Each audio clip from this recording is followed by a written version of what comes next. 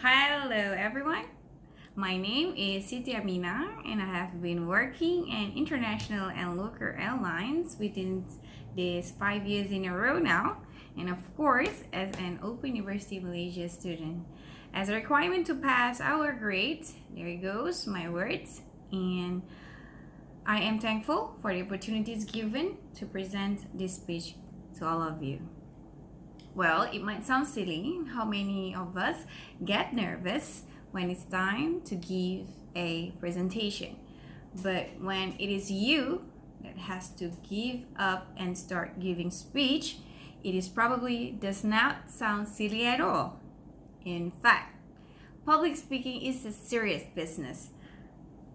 It is how we make an impression and convey information into our audience. Even though making a high quality or higher impact presentation can make us positively memorable in the yes of our colleague, public speaking doesn't. Well, it might sound silly how many of us get nervous when it's time to give a presentation. But when it is you that has to give up and start giving presentation, it is probably does not sound silly at all. In fact, public speaking is a serious business. It is how we make an impression and convey information into our audience. Even though making a high quality or higher impact presentation can make us positively memorable in the eyes of our colleagues, public speaking doesn't have to feel as overwhelming, nerve-wracking, or daunting as many of us making it up to be. Most people agree that everyone gets nervous at one time to another, even with the most experienced speakers, whether it is about presenting a new topic, presenting to a new audience, or to the audience who knows you well and who will see you again tomorrow. Like it or not, we all have scenarios that make us feel more or less comfortable and confident. So, let's begin at the beginning. Why do we get nervous? There are numbers of reasons why do we even thinking about public speaking could lead to anxiety. First of all, we often fear the unknown, whether the unknown is his first day at new job, trying the new exercise. Oh yes, speaking about the new audience about a new topic.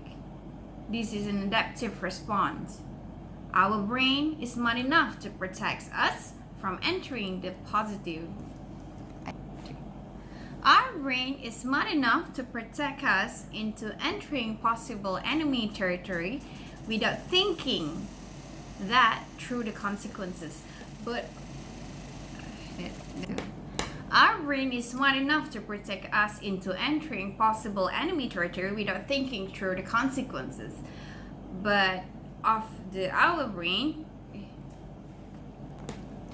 of course, our brain takes this response too far and start creating consequences that are bigger and far worse than anything that could possibly or reasonably happen.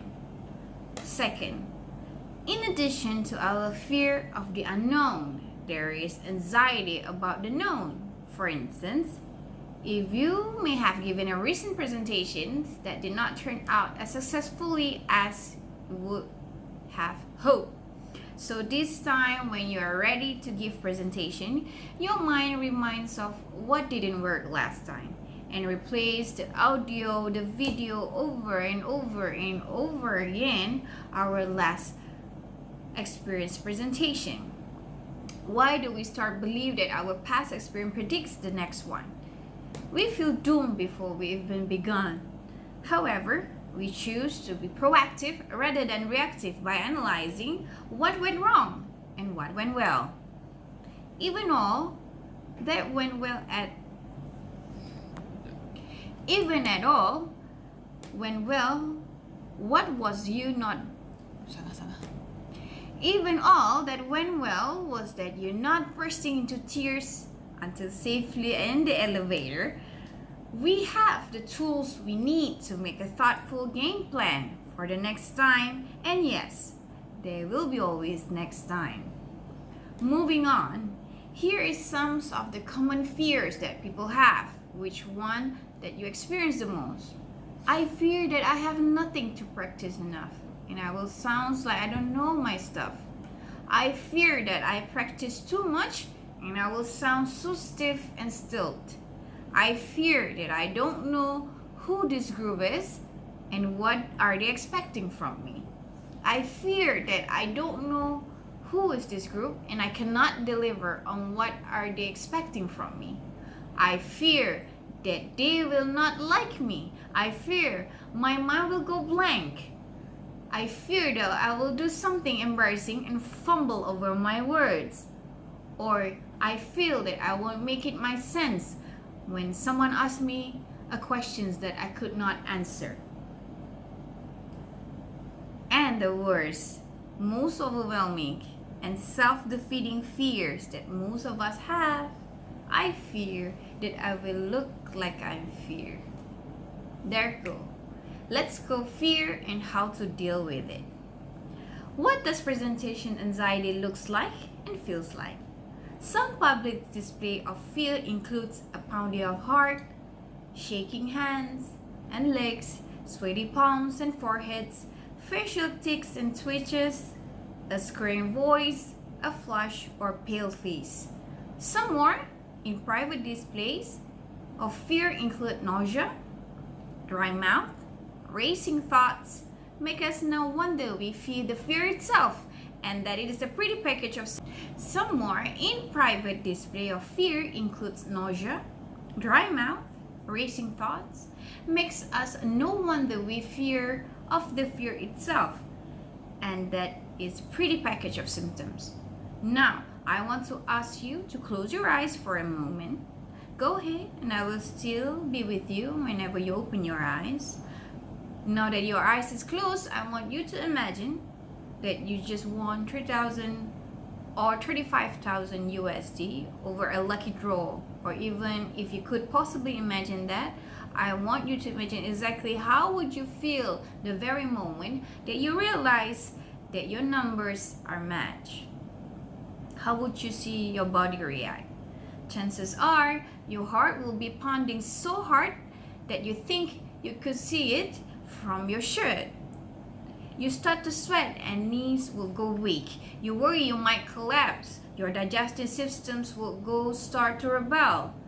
Fear that you are going to faint, all as a result of the happiness, most exciting day of your entire life. Does it all sound a lot like presentation anxiety? Exactly. Right. Now, our body has similar physiology response to the excitement and fear. What sets them apart is that we choose to name them. The symptoms that we associate with winning the lucky draw, getting married, or riding a roller coaster, we label as excitement. We associate with getting up in front of the audience, we label it with fear, dread, or doom. Accordingly, one technique to practice to help us to overcome the fear of public speaking is to take the label we all have in our heads, to put the labels such as excited over the old level to scared. Keep telling yourself that you are enthusiastic, excited, or even thrilled to be speaking to this group of people. The goal is not to hide the symptoms. It is to make the adrenaline rush work in your favor before, during, and after the presentation. Here is some of the tips and techniques that may help to overcome your fear. Stop thinking of your audience as your judges besides. Start thinking of them as your colleagues. You are the holder of your valuable information that your audience wants and needs. What they are enthusiastic, excited, and thrilled to have the chance to get it all from you. When you focus less on what this audience can do for you, to you, which is probably nothing at all, and start focusing on more what you can do for them, and much more likely to adopt the posture, tone, attitude that will help you to relax and connect. Prepared, prepared, prepared, but not to get over prepared. Prepare yourself enough that you feel that you know your content very well. Know what your audience will want the most. Speak with some degree of interest and passion. Do not think that you need to be able to answer every single questions that could ever come up. You don't. Do not think that you should memorize your presentation word to word. You shouldn't. Get moving. If you have nervous energy to do some kinds of large muscle physical activity to harness that energy. Walk briskly around. Find some corner and do some squats. Give some enthusiastic handshakes with some big smiles, and do not forget to breathe slowly and consistently. Adequate oxygen in your system signals that your body that everything is okay. Play up your weaknesses. In private practice or overemphasize any physical reactions you tend to have, you are nervous. For example, if you tend to blink a lot when you're experiencing anxiety, practice your speech in front of the mirror, blinking as much as possible. Once you have heightened your nervous reactions, you are better able to control and eliminate it.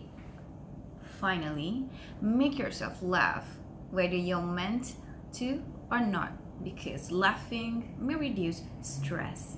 When you are relaxed and happy, you are most likely to think clearly and connect better with any audience. That's it for this time. Thank you everyone for watching.